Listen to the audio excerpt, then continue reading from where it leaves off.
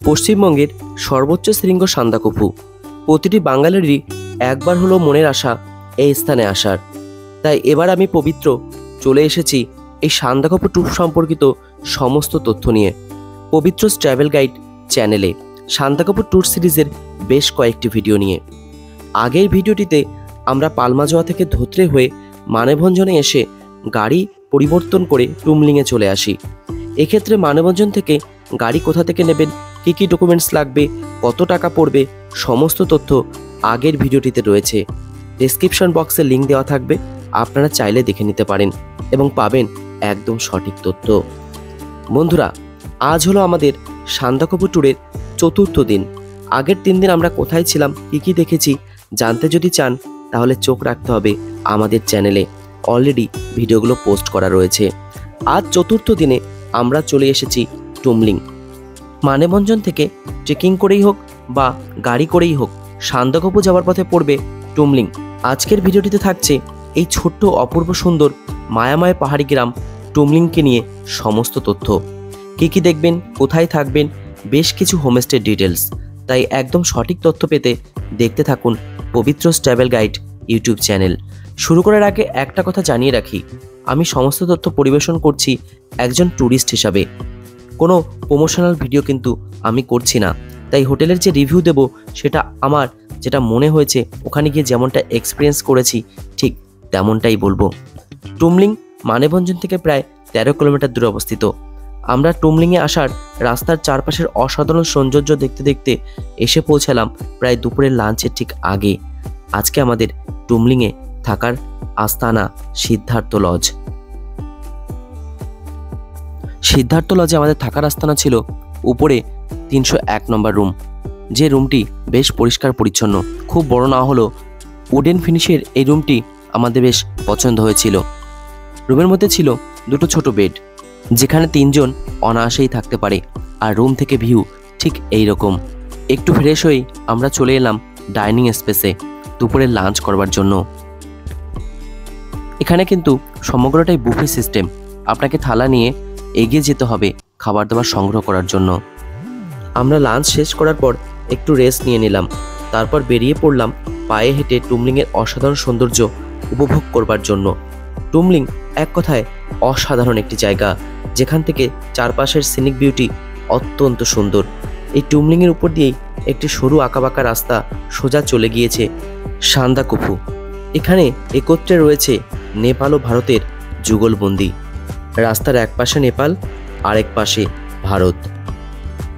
এই অত্যন্ত সুন্দর রাস্তা দিয়ে আমরা উপরের দিকে হেঁটে চলেছি ওই দূরে পাহাড়ের উপরে একটি ছোট্ট মন্দির দর্শন করার জন্য।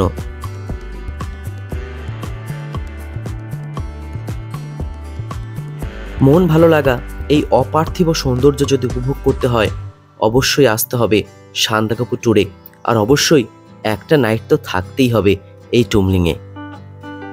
বন্ধুদের কাছে বিশেষভাবে অনুরোধ একটি লাইক দেবার জন্য। আপনাদের একটা লাইক মন প্রাণ আনন্দে ভরিয়ে তোলে, আরও মোটিভেট করে পরের ভিডিওটি আরও ভালো করে করবার জন্য। আমরা এসে পৌঁছেছি এই বৌদ্ধ মন্দিরে, যেখান থেকে চারপাশের 360 অ্যাঙ্গেলের অসাধারণ প্রাকৃতিক সৌন্দর্য উপভোগ করা যায়। এই টুমলিংকে পায়ে হেঁটে ঘুরে দেখতে যে কি ভালো লাগবে সেটা ভাষায় প্রকাশ করা সম্ভব নয়। আমরা ইতিমধ্যে আমাদের হোমস্টে থেকে অনেকটা দূরেই চলে এসেছি। আমরা আরও সামনের দিকে এগিয়ে যাব। সামনে গিয়ে ওই উঁচু পাহাড়ে আমরা উঠব।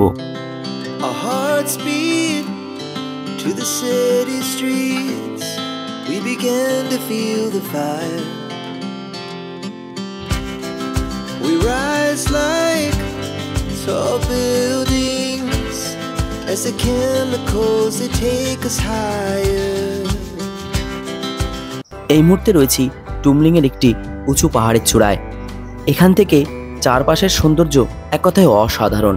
চোখের সামনে যে সৌন্দর্য আমরা দেখছি, সত্যি কোনো ভাষা আছে বলে মনে হয় না এই সৌন্দর্য বর্ণনার। এক অসাধারণ অভিজ্ঞতা আজ অর্জন করলাম এই টুমলিংয়ে এসে। টুমলিংয়ে এসে ঘুরতে ঘুরতে প্রকৃতির মধ্যে চলে আসুন, দেখবেন দারুণ লাগবে। এরকম অনেক চূড়া রয়েছে এই টুমলিংয়ে, যেখানে উঠে চারপাশের এই অপার্থিব সৌন্দর্য এনজয় করতে পারবেন।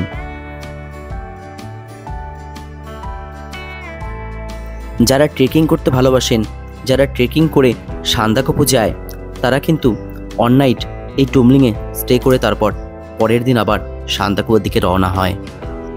আমরা সবাই মিলে এখানে বেশ ভালো কাটাচ্ছিলাম। এত সুন্দর সৌন্দর্য চারিদিকে ছেড়ে হোমস্টে যেতেই ইচ্ছা করছিল না। আমরা ভেবেছিলাম এখানে বসে বসেই সানসেটটি দেখব, কিন্তু হঠাৎ করে দেখি পাহাড়ের ওপার থেকে মেঘ ঢুকতে শুরু করেছে। সূর্যকে মেঘ এসে ঢেকে দিল। ফলে নিতান্তই আমরা নিরাশ হয়ে আমরা ফিরে এলাম হোমস্টের সামনে। এখানে মেঘ ঢুকেছিল ঠিকই, কিন্তু বৃষ্টি সেভাবে হলো না। ফলে আমরা হোমস্টের সামনেই অনেকক্ষণ অপেক্ষা করলাম, যদি মেঘ একদম ক্লিয়ার হয়ে গিয়ে সানসেটটি দেখতে পাওয়া যায়। কিন্তু সানসেট দেখার স্বপ্ন আর পূরণ হলো না এই টুমলিংয়ে আমাদের।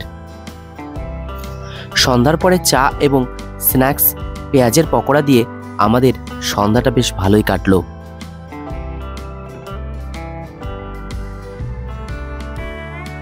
সন্ধ্যার পরে হোমস্টের দোতলায় আমরা সবাই মিলে বসে ছোটদের বড়দের বিভিন্ন পারফরমেন্সের মাধ্যমে দারুণ জমজমাটভাবেই কাটলো।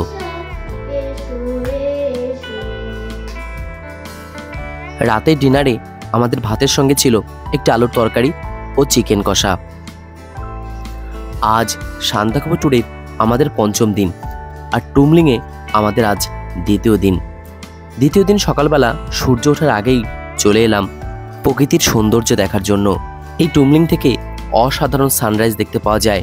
সামনের ওই পাহাড়ের উপর থেকে সূর্য উদিত হয়, আর তার ঠিক উল্টো দিকেই থাকে কাঞ্চনজঙ্ঘা, যেখানে সূর্যের আলো পড়ে সোনালি রঙের সৃষ্টি করে। কাঞ্চনজঙ্ঘা দেখতে পাওয়ার আনন্দের মধ্যেও যেন একটু বিষাদ লুকিয়ে আছে, কারণ যতটা ক্লিয়ারভাবে আমরা দেখব আশা করেছিলাম, ঠিক ততটা ক্লিয়ার দেখতে পেলাম না। কিন্তু সবকটা চূড়াই দেখা যাচ্ছিল একদম স্পষ্ট। স্লিপিং বুদ্ধাকে দেখতে লাগছিল অপূর্ব। তবে টুমলিং আমাদের নিরাশ করেনি। টুমলিংয়ের এই সীমাহীন সৌন্দর্য মনকে আকর্ষিত করেছে এই টুমলিংয়ে আর একবার যাওয়ার জন্য। কাঞ্চনজঙ্ঘাও দেখতে পেয়েছি। কাঞ্চনজঙ্ঘার সঙ্গে সঙ্গে আরও 3টি সবথেকে উঁচু পর্বতশৃঙ্গগুলি আমরা দেখতে পেয়েছি এই টুমলিং থেকে। সকাল সকাল আমরা আবার বেরিয়ে পড়লাম চারিপাশটা ভালো করে ঘুরে দেখবার জন্য। আপনারা যারা প্রকৃতি ভালোবাসেন, একটা দিন বা 2 দিনের জন্য চলে আসুন এখানে। মুগ্ধ হয়ে যাবেন এই সৌন্দর্য দেখে। এখানে এসে মনে হবে চারিদিকটা যেন শুধু ঘুরেই বেড়াই। এই অপূর্ব সুন্দর টুমলিংয়ে এসে আপনারা কোথায় থাকবেন, আমি বেশ কিছু হোমস্টের কন্ট্যাক্ট ডিটেলস সহ নাম শেয়ার করলাম অন স্ক্রিনে, আপনাদের কাজে লাগতে পারে। সব থেকে বেস্ট লোকেশনে রয়েছে সিদ্ধার্থ লজ। এখানে per head per day fooding plus lodging 1500 টাকা।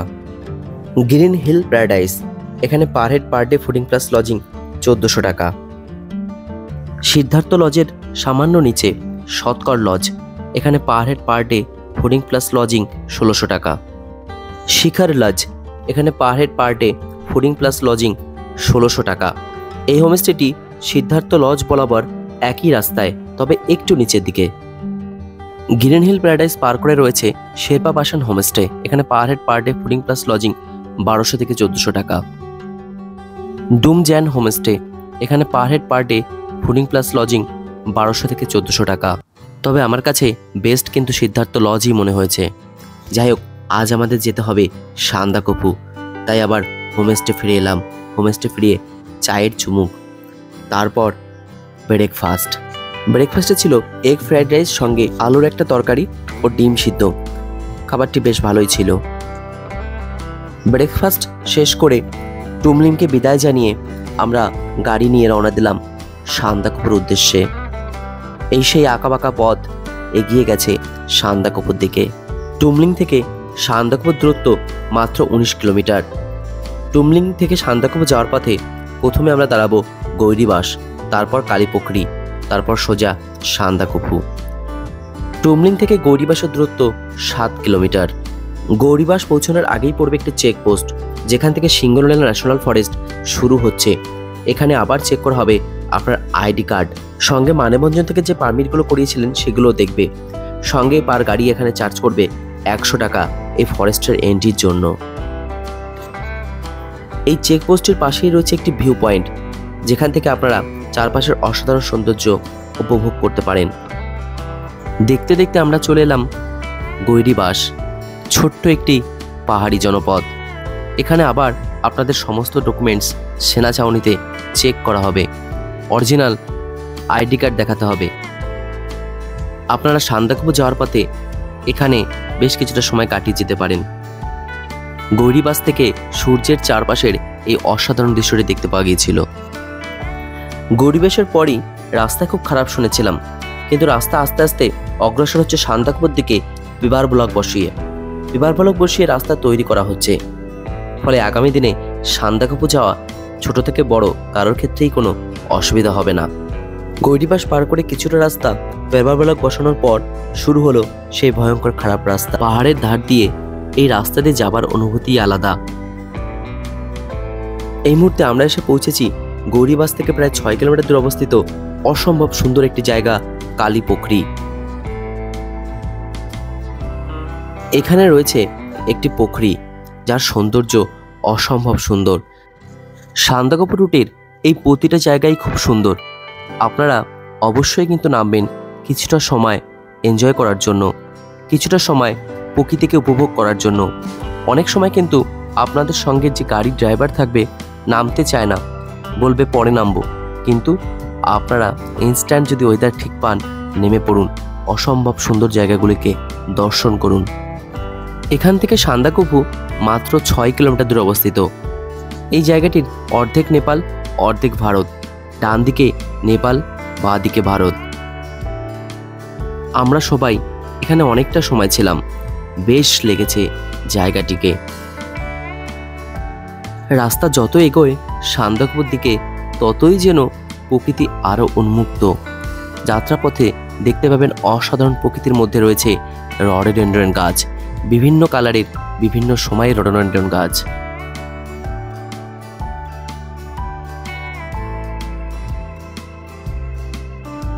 গাড়ি যত এগোয় সান্দাকফুর রাস্তা আরো বেশি ভয়ঙ্কর, আরো বেশি খাড়া।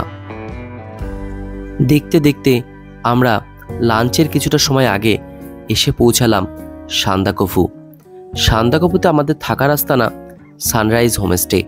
হোমস্টেতে সান্দাকফুর কোথায় অবস্থিত, হোমস্টের ডিটেলস সহ সান্দাকফুতে আমরা কিভাবে ঘুরলাম সমস্ত তথ্যই আনবো আমার পরের ভিডিওটিতে। তো বন্ধুরা, পরের ভিডিওর নোটিফিকেশন পেতে চ্যানেলটিকে সাবস্ক্রাইব করে পাশের বেল আইকনটি চেপে দেওয়ার অনুরোধ রইল। এখান থেকে ওই যে দূরে ভিউ পয়েন্ট। তো বন্ধুরা, আমরা এই সান্দাকফু ট্যুরটি কেমনভাবে ঘুরছি এক নজরে দেখে নেওয়া যাক। আমরা ডে 1-এ এনজিপি থেকে চলে গিয়েছিলাম অপূর্ব সুন্দর একটি পাহাড়ি গ্রাম শ্রীখোলাতে। সেখানে সেই দিন এনজয় করে ডে 2 সেখান থেকে চলে আসি আরও একটি অপূর্ব সুন্দর ছোট্ট পাহাড়ি জনপদ পালমাজোয়াতে, যার অসাধারণ সৌন্দর্য আমাদের মুগ্ধ করেছিল। ডে 3-তে আমরা পালমাজোয়া থেকে চলে আসি মানেভঞ্জন হয়ে গাড়ি পরিবর্তন করে সোজা টুমলিং। প্রকৃতির মধ্যে টুমলিংয়ে একটা রাত্রি কাটানো ছিল একটি অসাধারণ অভিজ্ঞতা। তারপর ডে 4-এ আজ আমরা টুমলিং থেকে চলে এসেছি সান্দাকফু। ডে 1 থেকে আমাদের এই যাত্রা দেখতে হলে আপনাকে চোখ রাখতে হবে আমার এই ইউটিউব চ্যানেলের আগের ভিডিওগুলিতে। ডেসক্রিপশন বক্সে লিঙ্ক দেওয়া থাকবে, চাইলে আপনারা দেখতে পারেন। মানেভঞ্জন থেকে গাড়ির খরচের হিসাব কিন্তু আমি আগের ভিডিওতে বর্ণনা করি, তাই গাড়ির খরচ কত পড়লো জানতে চাইলে দেখুন আগের ভিডিওটিতে। আর টুমলিংয়ে আমরা ছিলাম সিদ্ধার্থ লজে, যেখানে per head per day fooding plus lodging 1500 টাকা। সান্দাকফু আমরা কেমনভাবে ঘুরলাম সেটি থাকছে পরের ভিডিওটিতে। আজকের ভিডিও এখন এখানেই শেষ করছি। খুব শীঘ্রই দেখা হচ্ছে আরও একটি নতুন ইনফরমেটিভ ভিডিও নিয়ে। ততদিন ভালো থাকবেন, সুস্থ থাকবেন। ধন্যবাদ।